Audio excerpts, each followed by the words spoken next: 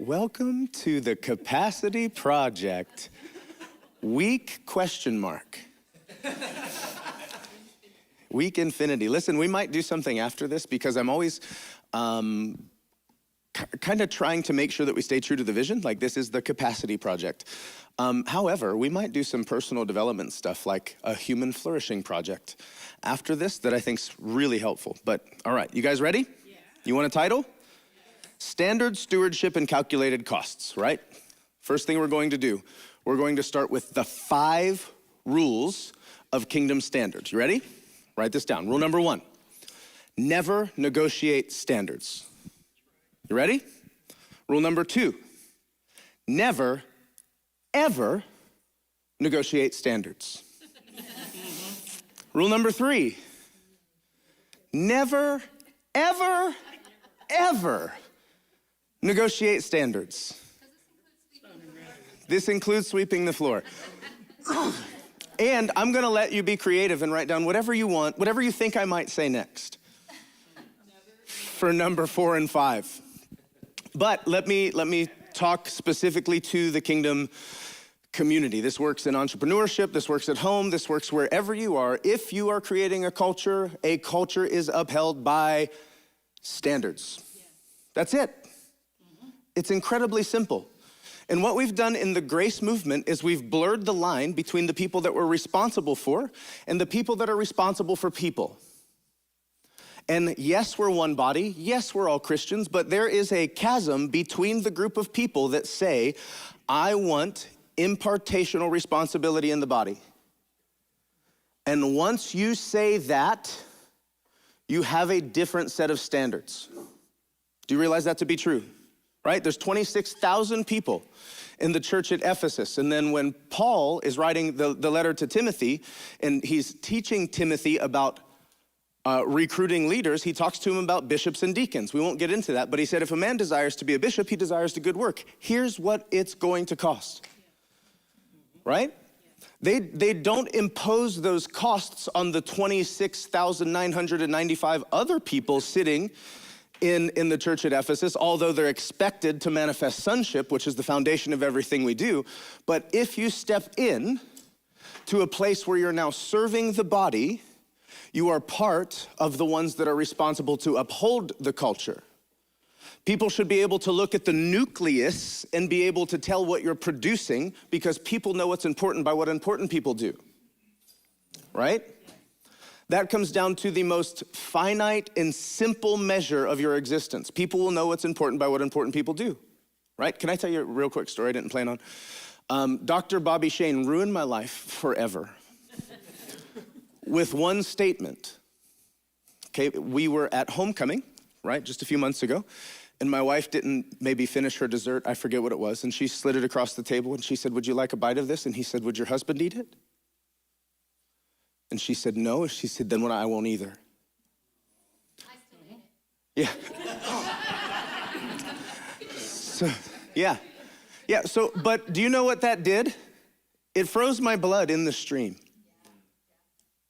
It did, because people are looking to you to establish a standard, right? People are looking to you to establish a standard. So when I say he ruined my life, what I mean by that is a man that I have massive amounts of respect for is taking cues from the subtle decisions that I make, right? It's a big deal. It's a big deal. So, all right. So we're going to talk about standards, stewardship, and calculated cost. And I really want to make sure that I get through all this, but I have so many fun things to talk about. How many of you watch Hell's Kitchen? Sinners? Do you know how much? I'm just kidding. I'm on season 6, but do you know that that's like a lesson in, I would say, like, not kingdom leadership, but leadership fruit nonetheless, right? If you want to talk about feedback, every time something goes wrong, Chef Ramsay brings everybody to the center of the kitchen. He's like, touch it, taste it, feel it. It's wrong, go fix it, right? But those guys are with him for 21 days. They come in and they give him their signature dish. They can't cook for a rip. And then at the end of the final challenge, there's 2 of them running their own brigade of chefs, right? Do you want that? Then feedback has to be part of our community, right? We can't be like, oh, I'll extend grace to you even though what you do is awful, right? because you're costing that person someone. Now, here's what I want to draw your attention to, however. If you notice, usually like the first 4 or 5 dinner services get shut down. They get shut down. There's 8 chefs on a team, and what you don't realize is there's this magic happening.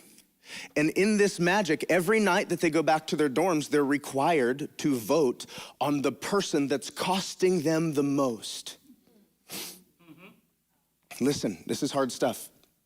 And they come down the next night, and they put somebody on the chopping block, and Chef Ramsay gets rid of their weakest link. Do you know that quantity in leadership is nowhere near as important as quality? The more people they get rid of, the better their dinner services are. Right? How terrible is that? Right? The more people they get rid of, the better their dinner services are. So what I'm saying from a kingdom perspective, and I'll show you scriptural foundation for this. From a business perspective, you need to make sure that your standards regarding culture, regarding competency, and regarding chemistry are non-negotiable. Because on your team, you do not have individual standards. You have an average standard. And I don't mean that the standard itself is average. I mean that you will be a mean average of the standards of the people on your team. Can I tell you a story? Shanda and I mean, we've been serving on a worship team together for like 13 years. Shanda and I get here at 7:10. And when we first started the team, everybody got here at 7:10. Eventually, we ended up adding a 7:29 person. Right? We added a 7:29 person. That's not a late person.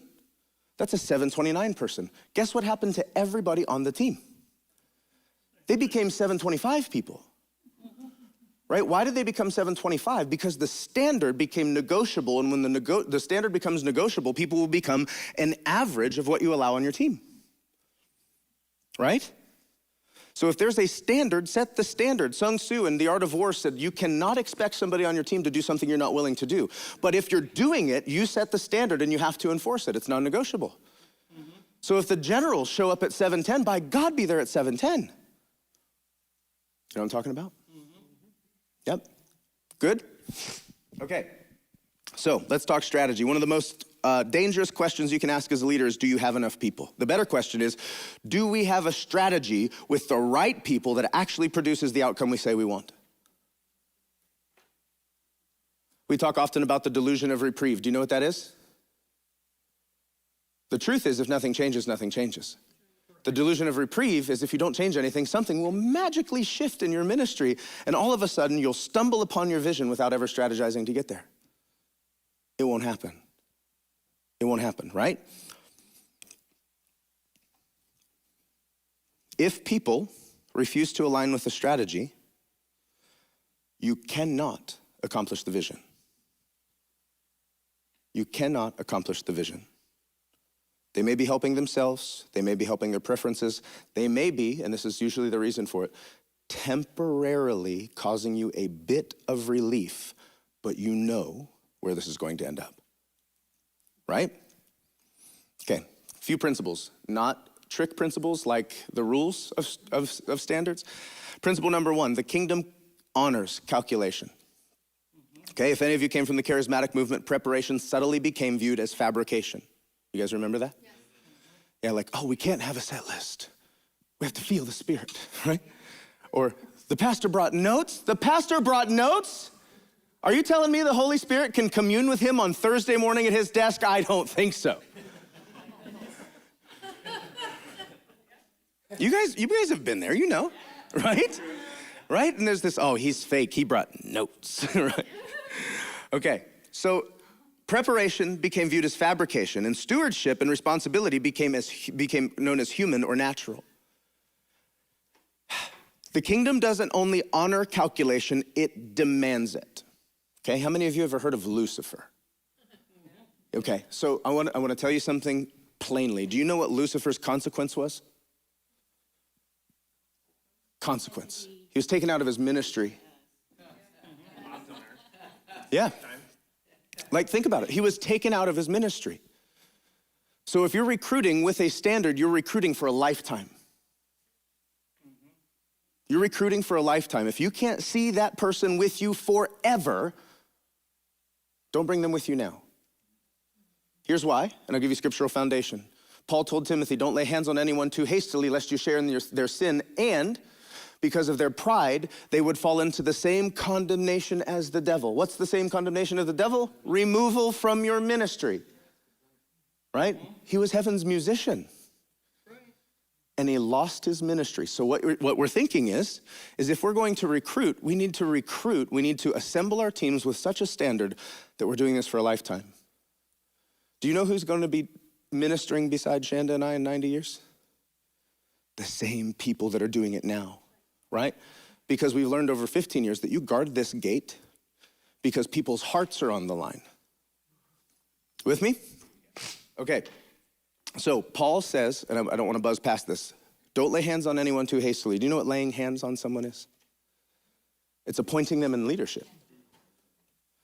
It wasn't a communicable disease. Don't lay hands on anyone too hastily lest you share in their sin. So what Paul's telling Timothy is like, be super selective, because if they quit or if you take them out, it looks like a bad judgment call on your part. Nobody's gonna bat 1,000, but my goodness, if we at least know this going in. This is what I'm trying to do, remove the pressure that the grace movement has given you where everybody gets a turn. They don't. They don't, right? You see what massive destruction happens when the wrong people are in the wrong places. Jesus says in Luke, for which of you intending to build a tower doesn't sit down first and count the cost, whether he has enough to finish it, right? Lest after he's laid the foundation and is not able to finish it, and all who see it begin to mock, saying, this man began to build and wasn't able to finish. So this is a direct commissioning to leaders saying, make sure that you know what it's going to take to get to the end, and make sure that you communicate what it's going to get to the end, and make sure that you have an agreement from the person that you're bringing in to get to the end. Because what happens? You don't finish, right? All of us know the cost of not finishing in ministry. And dare I say, anything that you've ever done, whether it be in business, in the marketplace, in the church, you build ministries together, and then the people you're expecting to do it with you for a lifetime don't finish. Then what do you have to do? Start over, right? We're in an ever-increasing kingdom. Starting over can't be part of our vocabulary or expectation, right? Jesus is introducing strategic thinking. Listen, he does not condemn vision. He, however, condemns uncalculated vision. Jesus isn't dreaming. He's telling them that failure to build a plan capable of fulfilling the dream is irresponsible. You with me? Ministries start churches, launch schools, create programs, hire staff without ever asking, if we continue doing exactly what we're doing for the next 5 years, does it actually get us where we say we're wanting to go? That's the delusion of reprieve. Today's leadership culture overemphasizes goals. Is that strange? Okay.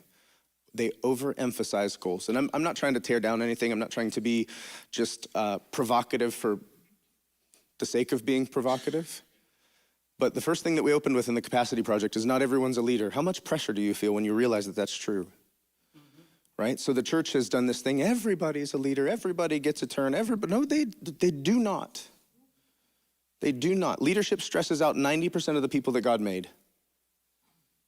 Right? So quit trying to fit them in a box, right? Next, the buzzword around Christian leadership is vision, cast vision.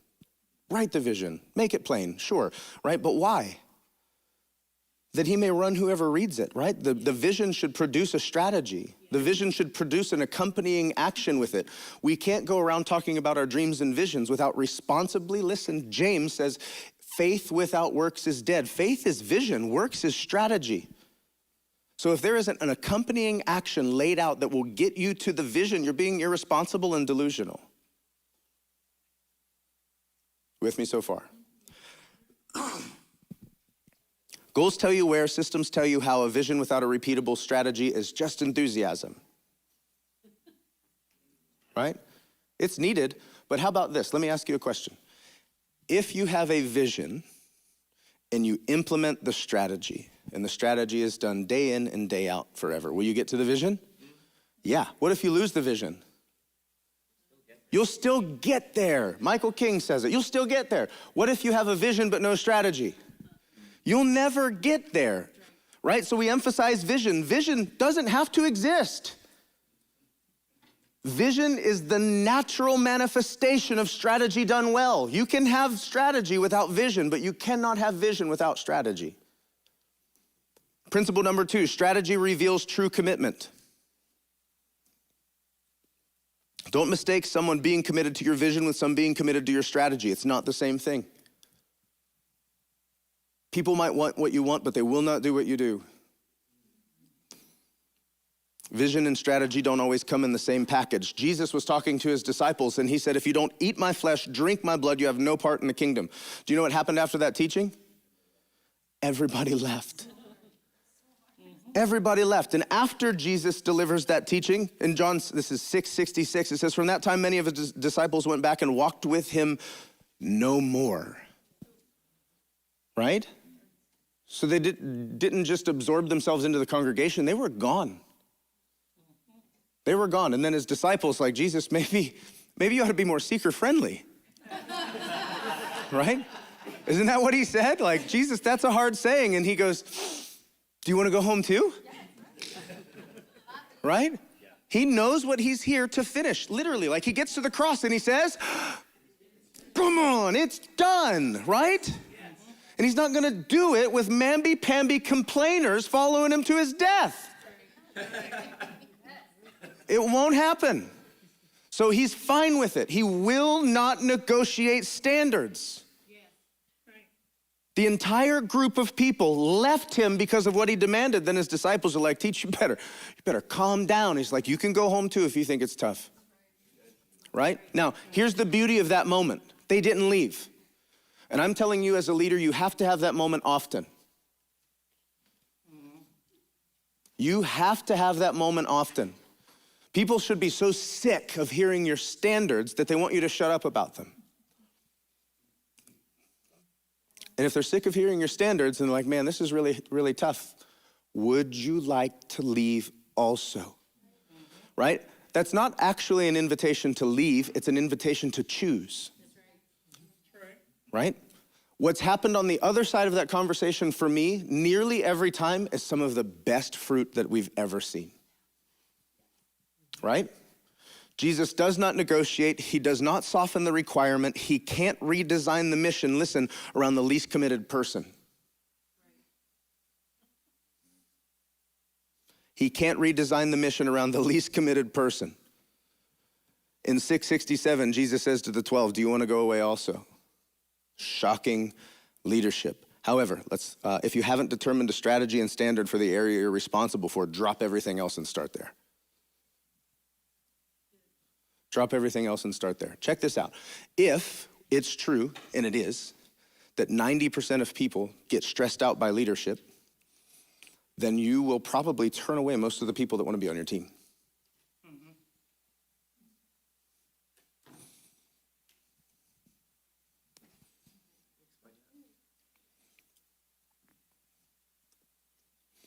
The amount of people that are willing to commit to the standard is probably much lower than the amount of people that want comfort. Make sense? All right. A vision is only as strong as the people willing to embrace its costs. Most people love outcomes, benefits, blessing, and belonging, but very few love requirements, standards, discipline, and sacrifice. The pastor that I grew up under, he always talked about the ministry of convenience. And he laid his life down. Dude worked 80 hours a week. He put 200,000 miles on a car a year. He was insane. Every hospital visit, every funeral, every meeting, you name it, he was there. He worked his fingers to the bone. You couldn't look at him and not be inspired to sacrifice. It's impossible. But what you realize is that sometimes we paint the wrong picture. We paint the wrong picture, right? We do these really cool graphic videos like, hey, get involved, and like everybody's smiling and drinking coffee and they're not crying on Saturday night because nobody's helping.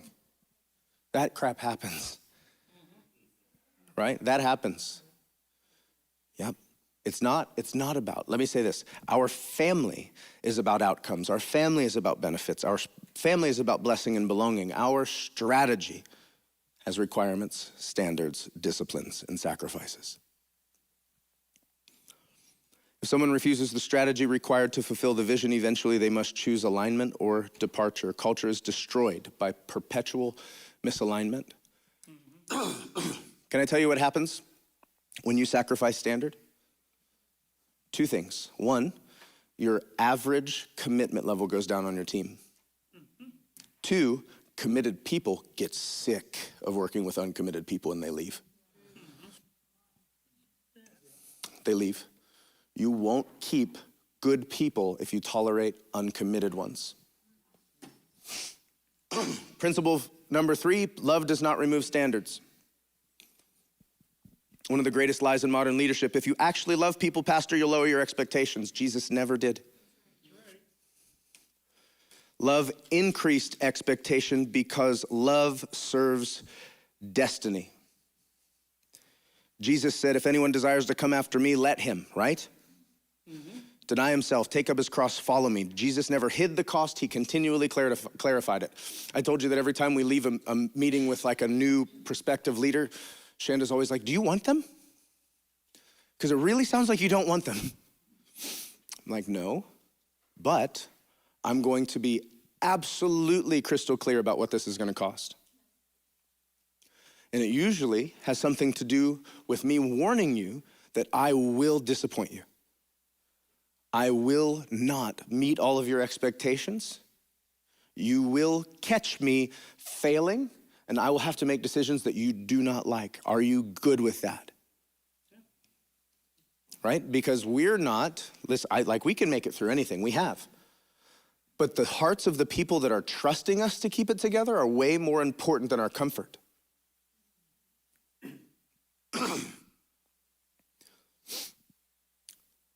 People think that removing expectation creates unity.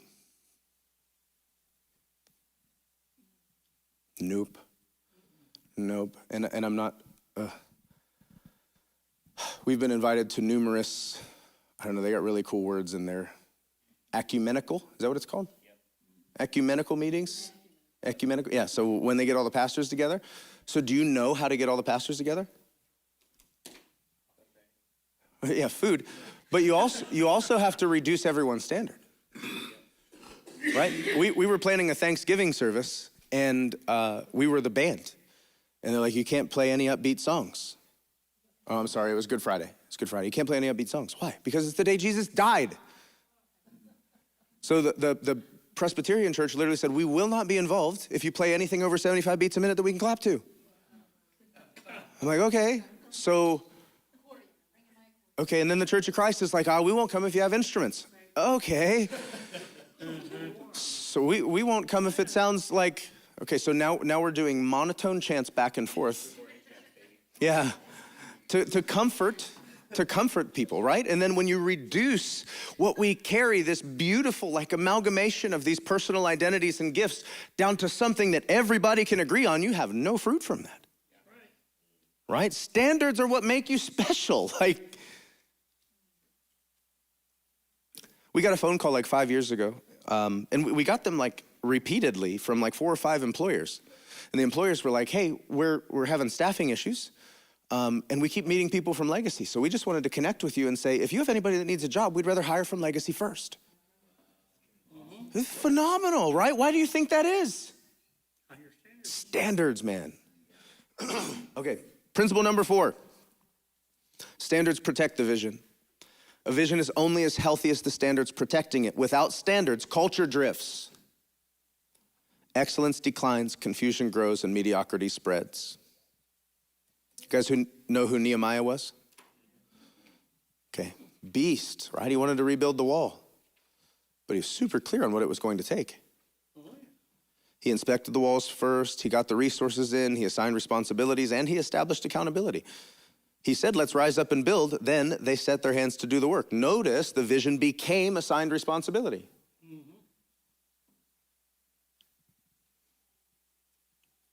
What gets measured improves. What gets tolerated spreads. And what gets rewarded repeats. Principle number 5.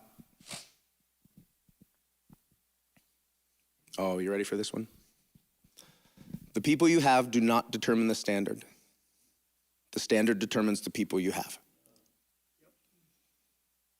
The standard determines the people you have. Most leaders reverse this. They lower expectation until everyone qualifies. Jesus did the opposite. He raised expectations until only the committed remained. Could you imagine having a worldwide ministry and you get called to preach to 5,000 people on a mountain and you only let 2 of them come with you? When Jesus is preaching, do you know it said that he used parables to conceal truth, not to reveal it? Yeah, everyone's like, oh, he did that to make it make sense. No, he didn't. He made sure it didn't make sense because he was looking for revelatory followers with light bulbs going off. He's speaking to 5,000 people and he's looking around, he's like, he gets it, follow me, right? He gets it, follow me. So 2 out of 5,000 get to roll with Jesus and the rest of them go do what? Not pick up their cross, not deny themselves, not follow him, right? Because they're not willing to pay the price. You with me? Okay. People do not determine standards. The standard determines the people. We lower expectation until everyone qualifies. Jesus did the opposite. He raised expectation until only the committed remained. Gideon's army started as, do you know how many? 32,000. And God came to Gideon, he says, too many people. That's too many people. And then he said, if anyone's afraid, tell him to go home. That's all it took. If anyone's afraid, tell them to go home. Tell them to go get a drink of water. And the ones that lap the water like crazy dudes, keep them. Keep them, right? From 32,000 down to 300 because commitment matters more than crowd size. We have living, breathing examples of why feedback and commitment matter so much. How about this? Feedback is a standard. And if you have someone that feels attacked by feedback, they're not meeting the standard. Yep. Before I became, confident enough to implement this, I used to use the hyper grace card, and I'm like, oh, I know who I can give feedback to and who I can't. Right? And there are some people on your team you just can't talk to, right? Because everything's an attack. That person shouldn't be on your team. Feedback provides or protects standards.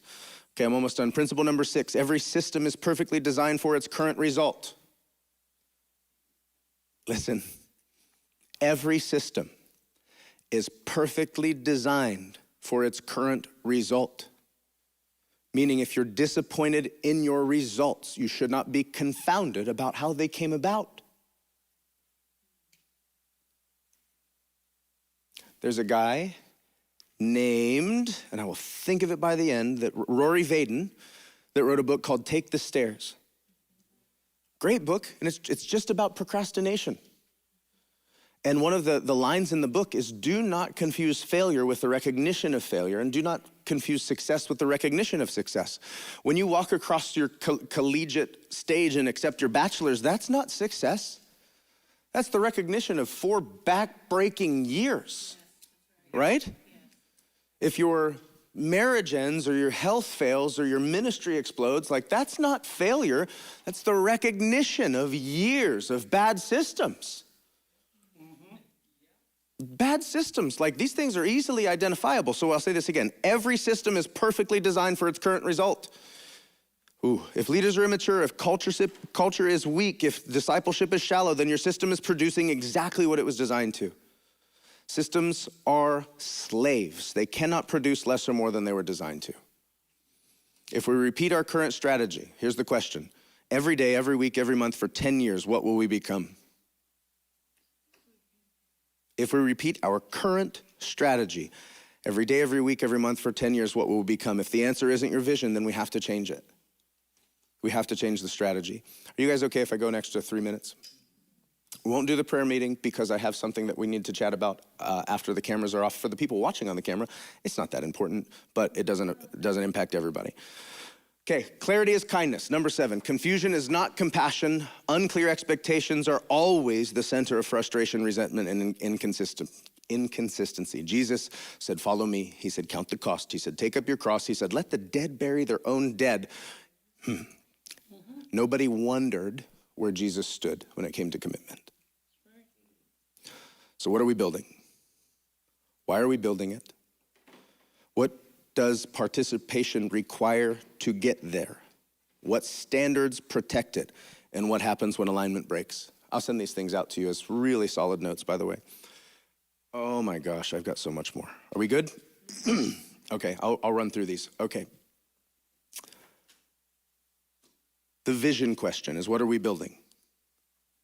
I wrote these and then I answered them because I want you to see what an example of this looks like. But you can do this for your house, you can do this for your team, you can do this for your life, right? So what are we building? We're building a family of sons and daughters who live in union with Christ, embody heaven's culture, and become the mature expression of Jesus in every sphere of their life, right? How? We build it through weekly teaching, relational discipleship, life circles, practical embodiment, leadership development, consistent expansion of the legacy network for local expression, and consistent participation in the life and family of God. Standards, we protect it through honor, humility, personal responsibility, teachability, generosity, healthy communication, and a commitment to growth over comfort. How do we know if it's working? We know it's working when people become more peaceful. Period. The end. Who owns the result? Every person owns their own growth. Every leader owns their own area of stewardship. Together we share responsibility for the culture that we create and sustain. What happens if someone refuses the strategy? We lovingly coach, clarify, and support, but if someone continually rejects the values, standards, and processes that produce the vision, they cannot remain in positions that influence the culture we're building. Nobody gets removed because they're imperfect. People are only disqualified when they refuse growth, reject accountability, and continually undermine the very things that they've agreed to that are necessary to become what God has called us to be. Good? All right, I'm done. That was Capacity Project Week ? Entitled Standards, Stewardship, and the Cost of Vision. Calculated cost, very good.